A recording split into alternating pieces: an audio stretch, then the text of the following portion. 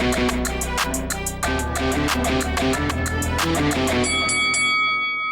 guys, welcome to Boxing Squared for boxing news and views from around the internet. 3 heavyweight fights have been confirmed as being part of the Matchroom Fight Cap, which will start with a show on the 1st of August and have a show each week, concluding with a pay-per-view event between Dillian Whyte and Alexander Povetkin on August the 22nd. So the 3 fights, heavyweight fights that is, so you have Povetkin and Whyte August the 22nd. Also on that same card, you have Martin Bakole and Sergey Kuzmin, fringe contenders. They will be squaring off. I like that fight, especially for Bakole, and I'll get to that soon. And then in the first week of Fight Camp, you have the rising prospect Fabio Wardley facing the former cruiserweight, who's more recently been a heavyweight, Simon Vallily. So that fight had been talked about before, but it will be happening on the 1st of August. So what, a best part of a month away or so. So we'll start with the main event first on the August 22nd card, and I'm not going to get too much into this because we've been here, done that, got the postcard on this before. This is a rescheduling of a postponed fight between Dillian Whyte and Alexander Povetkin. And I think that the extra time may be good for Dillian Whyte because he's been out in Portugal for a number of months training, dropping weight, and recent photos, and here's a couple on screen. You can see that he is actually looking trimmer than the 270 pounds that he weighed in December in Saudi Arabia for his fight against Marius Vach, where he didn't look great. He laboured in that fight and made Marius Vach look better than he really is at this point in his career. So I think the extra preparation time has probably been beneficial for Whyte, and with Alexander Povetkin being over 40 years old, perhaps not so much for him. Obviously, staying active is going to be key for him at this time in his career where, you know, he is past prime. This is a fight where it's maybe not as good a fight as it would have been, say, 2 or 3 years ago. Povetkin over 40 now. He's clearly been on the decline in recent years, but it's still not a bad fight. But this is careful matchmaking to some extent, a pay-per-view event for Whyte to clip the ticket, get a good name on his resume. A lot of people do think he will beat Alexander Povetkin, but it's a fight that's not without risk. Alexander Povetkin can still crack, and Dillian Whyte is hittable. He can be hit, so there's still some interest, but I do think that this is going to be a fight that Whyte should win. I wouldn't have said that maybe 2 or 3 years ago, but I think at this point with Povetkin where he is, Whyte should get the W, but more coverage on that closer to the time. So the other fight on that card, which is had been talked about and rumoured, Sergey Kuzmin and Martin Bakole. These guys, Martin Bakole, Congolese fighter who's been training with Billy Nelson in the UK for a number of years now, a 15-1 record. That one loss was to Michael Hunter. That was back in 2018. A fight where he sort of didn't really sort of put his best foot forward. He's made some adjustments since then and looked relatively devastating against the competition that he has been facing, albeit it's a lower level than Sergey Kuzmin. Koosman has an identical record, 15-1. He's had a bit of a, I would say, a down past 12 to 18 months. Even though he's just got the one loss, he did fight Joey DeWecco, didn't look great in that fight. I thought that he did lose it. And he did lose to Michael Hunter in 2019. He was dominated by Michael Hunter, so a common opponent. Martin Bakole was in that Hunter fight, but ultimately, you know, towards the end of it, he did get injured, but also Hunter, his game plan was just too much for Bakole. He outthought him, the quickness, the speed, but this is a different kettle of fish. Sergey Kuzmin is a very sort of come forward, flat-footed sort of fighter. He's going to be there for Martin Bakole to tee off on. I do favour Martin Bakole in this one. Koosman is not Hunter. This is a much better style matchup for Martin Bakole.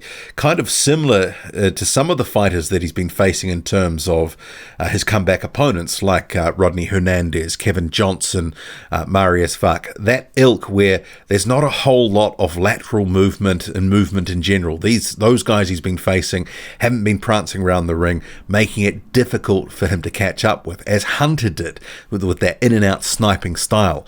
Sergey Kuzmin is a big puncher though. Martin Bakole probably actually the bigger puncher out of the two. Some people may debate that, but Bakole has been stopping a lot of guys who are very durable and hard to stop. But I do feel that this is a fight where it's probably I would say a 60-40, maybe even 65-35 to Martin Bakole. That's just my view. Some people may think it's closer to a 50-50, but I think this is going to be an opportunity for Bakole, who I've said in the last year or so has gone way under the radar. I'm quite high on him and his ceiling and where he can go and what he can do. I think he just needs the opportunities. And this is one of those stepping stone type of fights where Bakole can come out against a guy who's got somewhat of a name, remembering he fought David Price in that fight back in 2018 where Price pulled out with an injury, etc. So Koosman has some name value. Obviously, he stopped Joe Joyce in the amateurs. We know he can crack.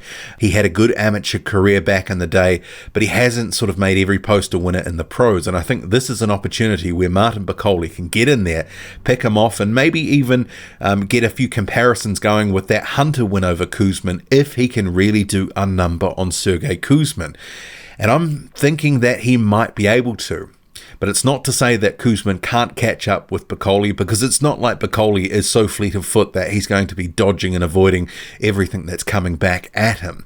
But I do think that the height and the reach in this one will play an advantage for Martin Bakole, and he'll catch up with Koosman at some point and really start to put the hurt on. But in terms of a fight where both these guys need something out of it, it really is a crossroads fight of sorts. Bakole needs this to get to this next level.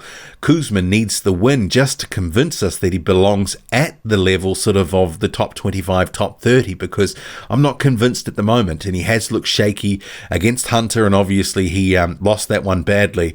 And he didn't look good against Joey DeVaco, and I believe he did lose that fight. So I like that fight because there's a lot on the line there. And obviously going back to the main event for Dillian Whyte, he just has to keep winning to maintain his WBC mandatory shot and stay the WBC interim champion, as it were. And for Povetkin, this really could be last chance saloon. He may retire if he loses this fight, but if he wins, then all of a sudden he's guaranteed another title shot. So there's a lot on the line to keep Alexander Povetkin motivated beyond just money. And last but not least, a good heavyweight fight that's going to be in week 1 of Matchroom Fight Camp. That's on the 1st of August. So Fabio Wardley, who's currently 8-0, he's made every poster winner so far as a young pro. He's facing Simon Vallily, the former cruiserweight who's been heavyweight for the last year or two. He's got a decent record of, what is it? I'll just bring it up here. 17, 2 losses and 1 draw. And similarly to the Bakole and Koosman fight, this is actually relatively competitively matched, although I think Wardley is going to win. He is the house fighter. He is favoured to win here.